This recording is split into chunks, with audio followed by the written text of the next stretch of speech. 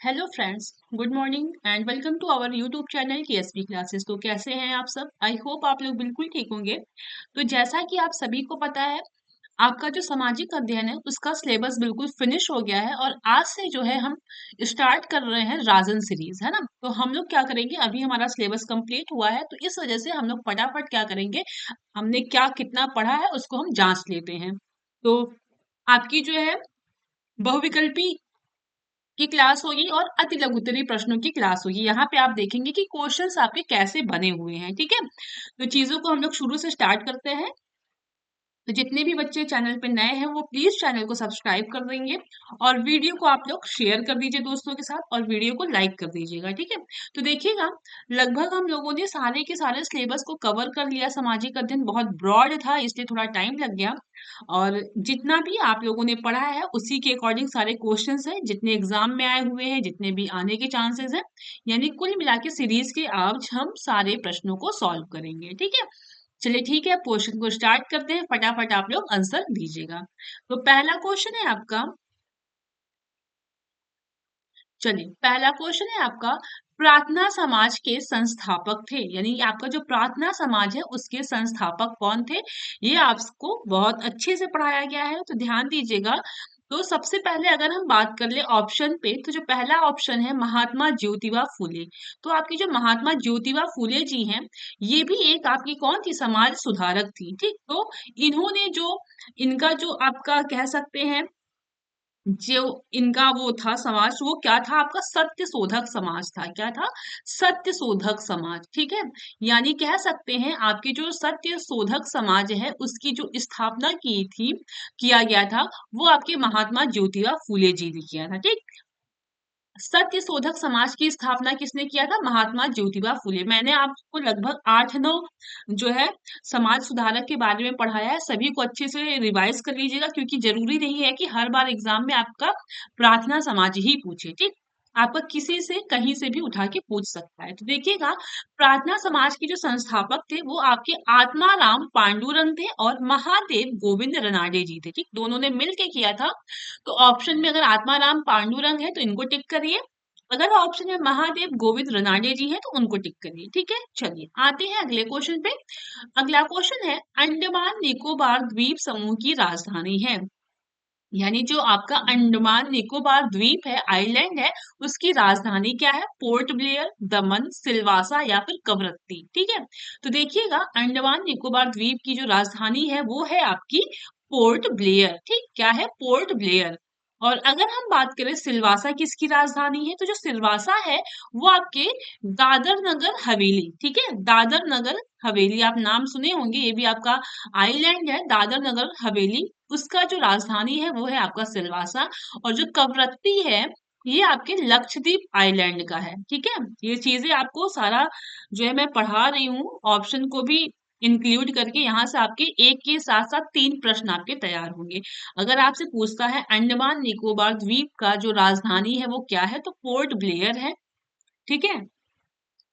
सिलवासा जो राजधानी है वो किसकी है? दादर नगर हवेली की है, ठीक। लक्षद्वीप जो राजधानी है वो किस, लक्षद्वीप की राजधानी जो है वो किसकी है? कवरत्ती की है, ठीक है।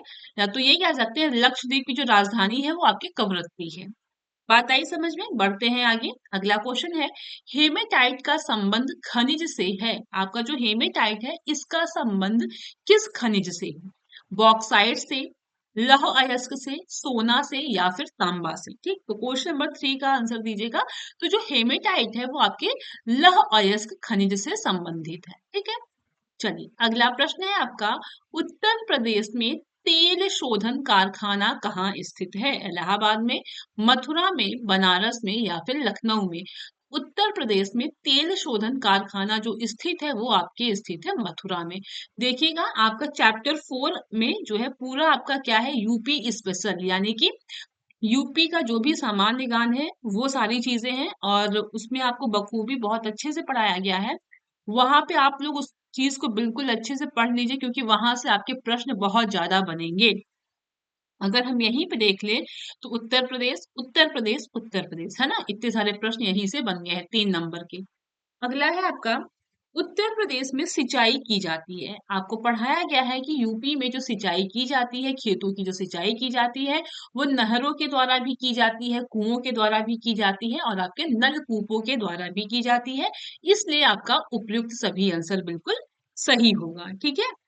आते हैं अगले प्रश्न पे। अगला प्रश्न है आपका, उत्तर प्रदेश में कालिंजर मेला कहाँ लगता है? ठीक। हमारे यूपी में आपके जो कालिंजर मेला है, ठीक, यहाँ मेला लिखा है, यहाँ मेला होगा, कहाँ लगता है? तो आपको मैंने बकायदे अच्छे से पढ़ाया है कि हर एक जिले का मेला। तो आपका जो उत्तर प्रदेश में कालिंजर मेला है वो आपके बांदा में लगता है। कहाँ पे लगता है? आपके बांदा में लगता है। ठीक है। अगला प्रश्न है, डिगबोई तेल क्षेत्र किस राज्य में है? आपका जो डिगबोई तेल क्षेत्र है वो किस राज्य में है? तो वो आपके है असम में। कहाँ पे है? असम में है। ठीक है। अगला प्रदेश सॉरी, अगला क्वेश्चन है, उत्तर प्रदेश में माघ मेले का आयोजन कहाँ होता है? प्रयागराज में, कानपुर में, फतेहपुर में या फिर कौशाम्बी में? आपसे पूछ रहा है उत्तर प्रदेश में, तो उत्तर प्रदेश में जो माघ मेले का आयोजन होता है वो आपके प्रयागराज में होता है। ठीक, यहाँ से क्वेश्चन बनता है, जो कुंभ मेला होता है वो कहाँ पे लगता है? तो वो भी प्रयागराज में लगता है, प्रत्येक 12 वर्ष पे लगता है। ठीक, अर्ध कुंभ वो भी आपके प्रयागराज में लगता है, प्रत्येक आपके 6 वर्ष में। ठीक है, बात आई समझ में? और जो माघ मेला होता है वो प्रयागराज में हर वर्ष जनवरी के टाइम पे लगता है। ठीक है। चलिए बढ़ते हैं आगे। अगला प्रश्न है आपका, भारत में सर्वाधिक साक्षरता दर किस राज्य में है? कहने का मतलब है कि भारत का कौन सा राज्य है जहां पे सबसे ज्यादा साक्षरता दर है। अब सर्वाधिक साक्षरता दर से मतलब ये है कि कौन सा राज्य है जहां पे बहुत सारे मतलब अधिकतर लोग क्या है, साक्षर है, यानी पढ़े लिखे हैं। तो देखिएगा, जो केरल है ना, वो सर्वाधिक साक्षरता दर है। ठीक, सॉरी, जो केरल राज्य है वहां पे साक्षरता दर सबसे ज्यादा है। ठीक। अगर यहीं पे पूछ लेगा कि भारत में न्यूनतम साक्षरता दर किस राज्य का है, यानी सबसे कम साक्षरता दर किस राज्य का है, अगर आपसे पूछेगा कम, तो आप क्या बताएंगे?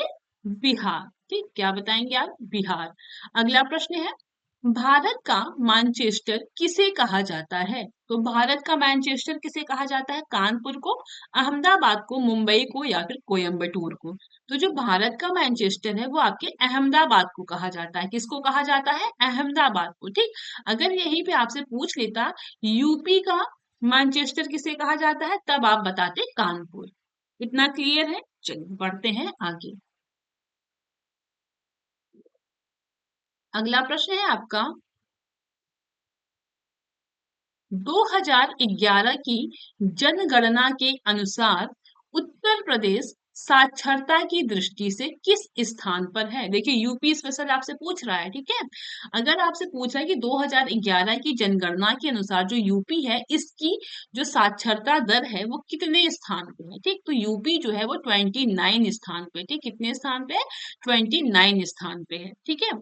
अगला प्रश्न है, भारत की सबसे प्राचीन पर्वत श्रृंखला कौन सी है? तो जो भारत की सबसे प्राचीन पर्वत श्रृंखला है ना, वो अरावली पर्वत है। कौन सा पर्वत है? आपका अरावली पर्वत है। ठीक है।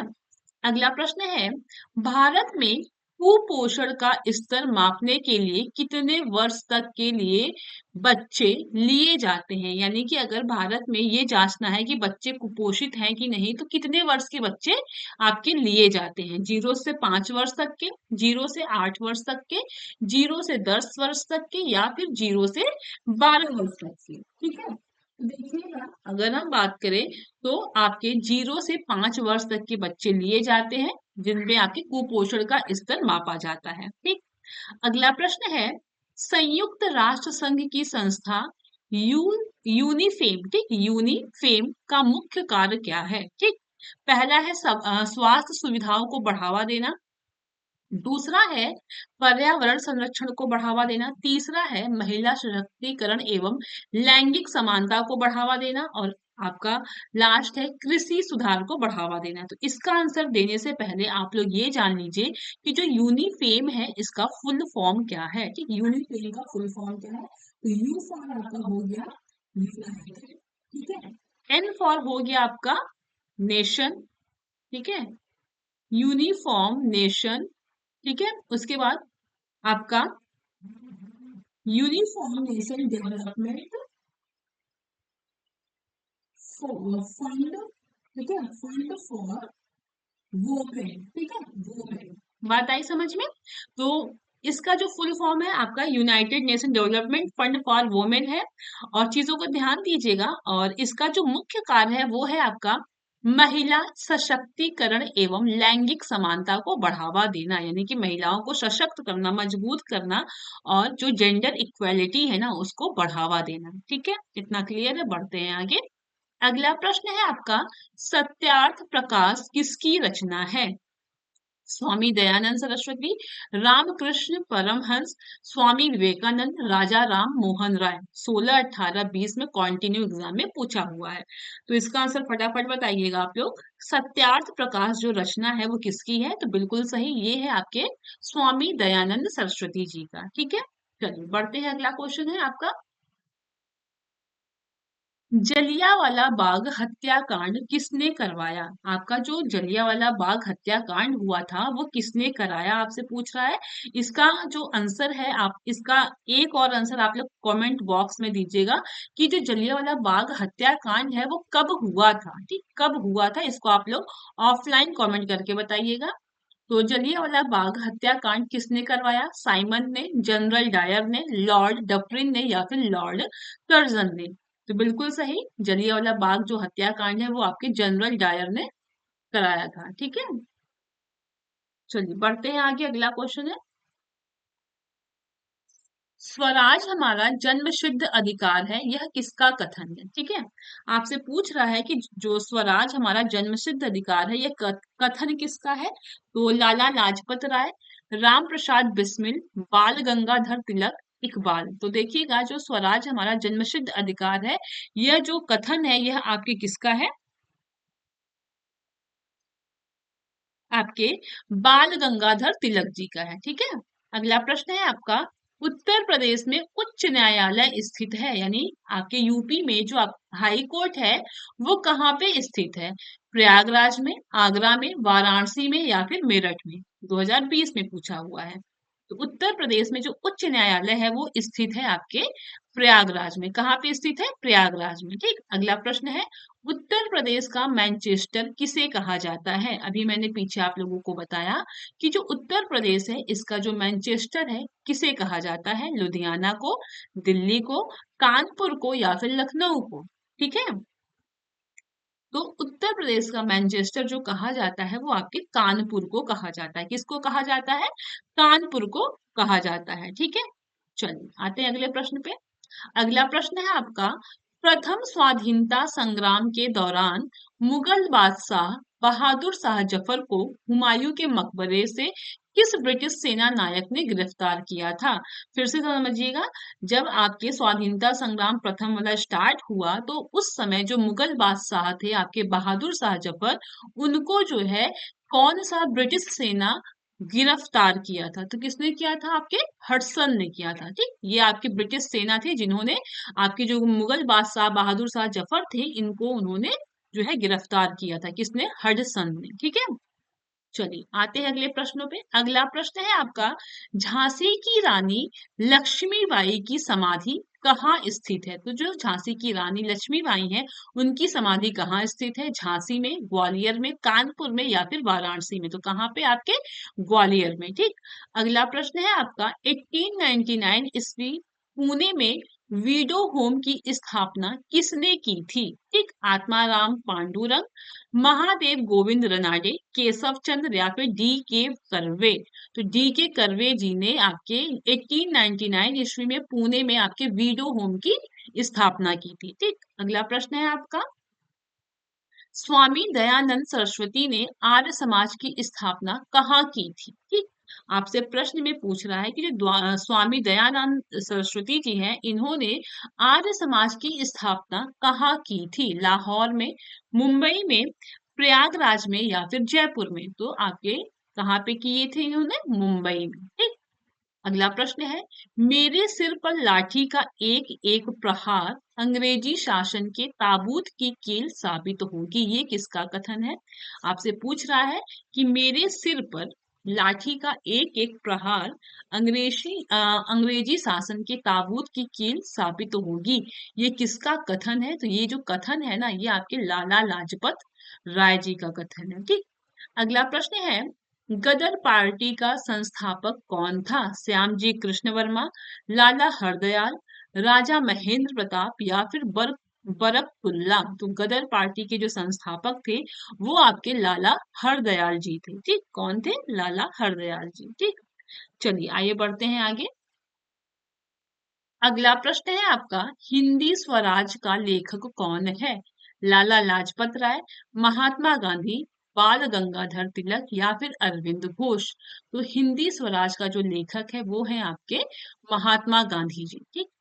अगला प्रश्न है, काकोरी कांड में किसे फांसी नहीं दी गई थी? आपसे पूछ रहा है कि जो काकोरी कांड हुआ था उसमें फांसी किसको नहीं दी गई थी?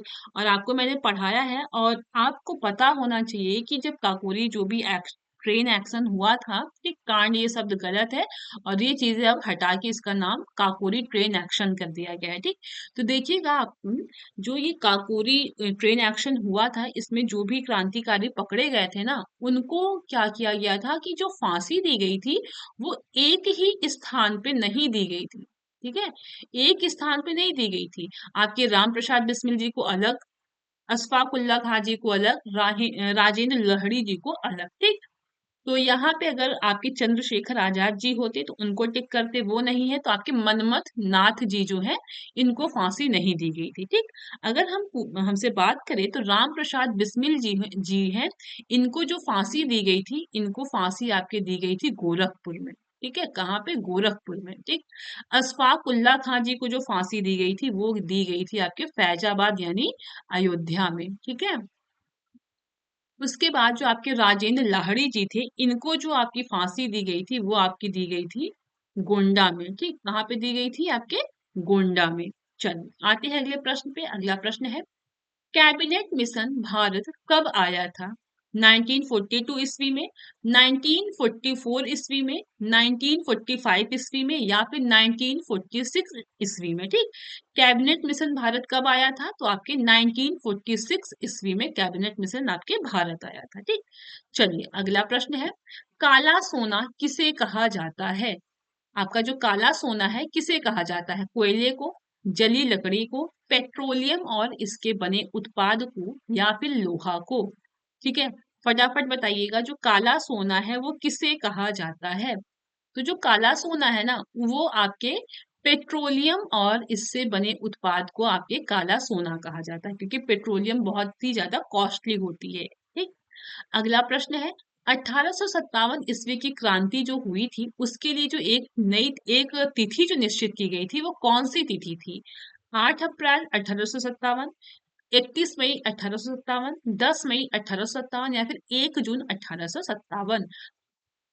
तो 10 मई 1857 को आपकी जो है क्रांति की एक तिथि निश्चित की गई थी। ठीक है। चलिए बढ़ते हैं अगले क्वेश्चन में। अगला क्वेश्चन है आपका, ब्रह्म समाज की स्थापना किसने की थी? ठीक, आपसे पूछ रहा है जो ब्रह्म समाज है उसकी जो स्थापना हुई थी वो किसने किया था? ठीक। तो बताइएगा फटाफट आंसर आप लोग। तो देखिएगा, जो ब्रह्म समाज की स्थापना किया गया था वो आपके किए थे राजा राम मोहन राय जी ने। ठीक, किसने किया था? आपके राजा राम मोहन राय जी ने ब्रह्म समाज की स्थापना की थी।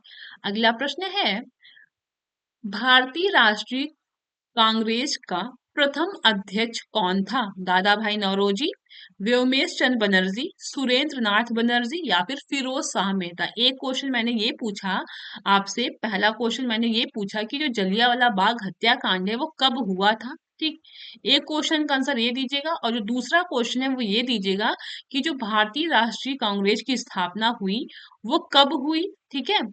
दूसरा क्वेश्चन जो है वो ये है कि भारतीय राष्ट्रीय कांग्रेस की स्थापना कब हुई और किसने की? ठीक, ये तीन क्वेश्चन का आंसर आप लोग ऑफलाइन कमेंट करके बताइएगा, मुझे भी पता चले कि हाँ आप लोगों ने जो भी पीछे पढ़ा है वो कितना आपको याद है। ठीक।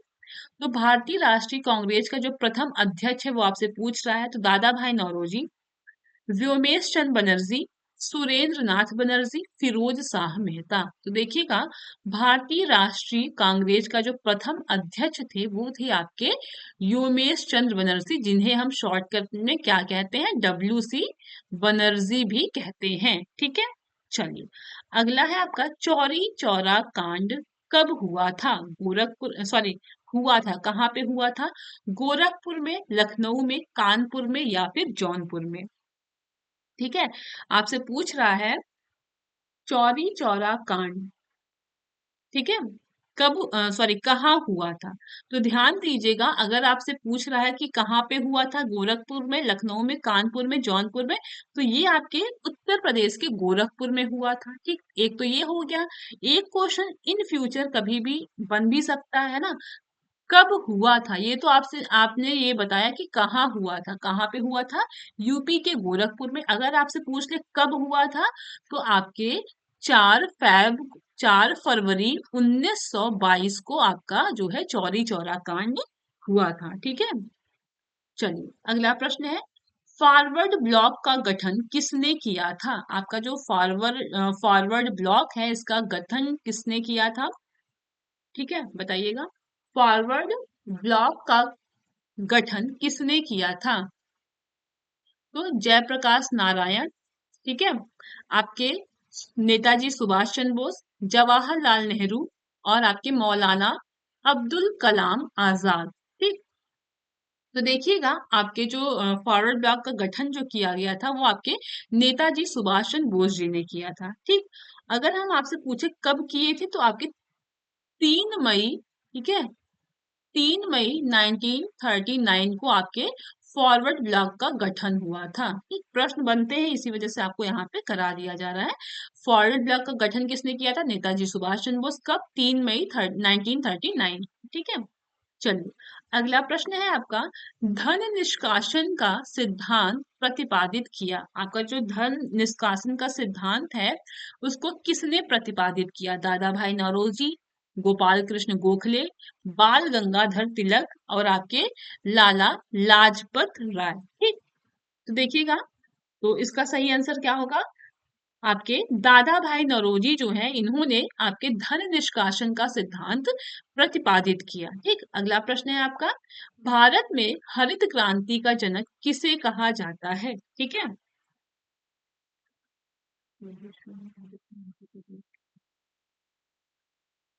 आपसे पूछ रहा है कि भारत में हरित क्रांति का जनक किसे कहा जाता है? बीरबल साहनी को, जगदीश चंद्र बसु जी को, डॉक्टर MS स्वामीनाथन को और हरगोविंद खुराना जी को। तो ध्यान रखिएगा, अगर आपसे पूछ रहा है भारत में हरित क्रांति के जनक, तो आपके डॉक्टर MS स्वामीनाथन जी हैं। ठीक, अगर आपसे पूछ लेता है विश्व में, है ना, अगर आपसे पूछ लेता है विश्व में, तब आप क्या बताएंगे? Norman Borlaug. ठीक, ये चीजें भूलिएगा नहीं। ठीक है, नॉर्मन बोरलॉग। ठीक है, अगर आपसे पूछेगा भारत में हरित क्रांति का जनक, तो डॉक्टर MS स्वामीनाथन। अगर आपसे पूछेगा विश्व में हरित क्रांति का जनक, तो आपके नॉर्मन बोरलॉग। ठीक, ये आप लोगों ने पढ़ा हुआ है। आपके जो नॉर्मन बोरलॉग जी थे वो आपके क्या थे? अमेरिका के एक कृषि वैज्ञानिक थे, है ना। चलिए अगला प्रश्न आता है आपका, उत्तर प्रदेश कितने मंडल में विभाजित है ना। आपका जो यूपी है वो कितने मंडल में विभाजित है? 18, 19, 20, 21 में। ठीक है, तो देखिएगा, आपके उत्तर प्रदेश लगभग आपके 18 मंडल में विभाजित है। ठीक, 18 मंडल में विभाजित है। आपका अलीगढ़ हो गया, अयोध्या, आगरा, अम्बेडकर नगर, आजमगढ़, अमेठी, अमरोहा, बहुत सारे हैं ऐसे। ठीक है, चलो आते हैं, अगला प्रश्न है आपका, निम्नलिखित में से कौन खरीफ की फसल है? आपसे पूछ रहा है कि इसमें जो है आपके कौन सा खरीफ की फसल है। और जो खरीफ है ना, ये आपकी गर्मी की फसल होती है। ठीक है, खरीफ की फसलें जो होती हैं वो आपकी गर्मी की फसल होती हैं, और जो रबी की फसल होती है वो आपके ठंडी की फसल होती है। ठीक, तो चना तो ठंड का है, सरसों ठंड का है, मूंग, मटर, मटर भी ठंड का है, और जो मूंग है यही आपकी क्या है? गर्मी की फसल है। तो मूंग ही आपके खरीफ की फसल हो गई। ठीक, अगला प्रश्न है आपका, चरकुला प्रमुख लोक नृत्य है। आपका जो चरकुला है ये कहाँ का लोक नृत्य है? ठीक, सभी देखिए एग्जाम में आए हुए हैं। बुंदेलखंड, ब्रजभूमि, अवध, पूर्वांचल। तो जो चरकुला प्रमुख लोक नृत्य है ये आपके ब्रजभूमि का है। ठीक, कहाँ का है? ब्रजभूमि का। अगला प्रश्न है और आज का लास्ट प्रश्न है, अशोक चक्र में तीलियां हैं तो आपके 22, 28, 30 या फिर 24। तो देखिएगा अशोक चक्र में जो तीलियां हैं वो है आपकी 24। ठीक, कुल आपकी 24 तीलियां हैं। बात आई समझ में? तो हम लोगों ने आज लगभग 40 प्रश्न किया है। एक छोटी छोटी क्लास है और जैसा कि मैंने आप सभी को बताया है कि इन दिनों मैं थोड़ा व्यस्त हूँ, है ना, इन दिनों थोड़ा मैं बिजी हूँ क्योंकि शादी है, बहुत ही क्लोज जगह पे है, इस वजह से मुझे अटेंड करना पड़ रहा है। तो आपकी क्लासेस डिस्टर्ब नहीं होंगी। ठीक, सारी क्लासेस मैं आपको ऑफलाइन प्रोवाइड कर दे रही हूँ रिकॉर्डेड क्लास के फॉर्म में। उसके बाद लास्ट नवंबर के बाद आपकी सारी क्लासेस लाइव बिल्कुल स्टार्ट हो जाएंगी। ठीक है, परेशान मत होइए, जितना पढ़ाया गया है उसको रिवाइज करिए अच्छे से। ठीक, चलिए तो लास्ट में मैंने आपसे क्वेश्चन पूछा था, उसका आंसर आप लोग ऑफलाइन कमेंट करके दीजिएगा। पहला प्रश्न ये था कि जो जलियांवाला बाग हत्याकांड हुआ था वो कब हुआ था और कहाँ हुआ था? ठीक, कब और कहाँ हुआ था? एक तो क्वेश्चन आपका ये आंसर बताइएगा। और जो दूसरा क्वेश्चन है वो ये है कि जो भारतीय राष्ट्रीय कांग्रेस है इसकी स्थापना कब हुई थी? ठीक, और इसकी स्थापना किसने की थी? इन तीनों क्वेश्चन का आप लोग ऑफलाइन कमेंट जरूर दीजिएगा। ठीक, चलिए फिर क्लास को अब यही एंड करते हैं, मिलते हैं कल की क्लास में। आप लोगों से रिक्वेस्ट है कि जितने बच्चे नए हैं चैनल पे वो प्लीज चैनल को सब्सक्राइब कर देंगे, वीडियो को लाइक कर देंगे और वीडियो को अपने दोस्तों के साथ शेयर कर देंगे। Okay, thank you.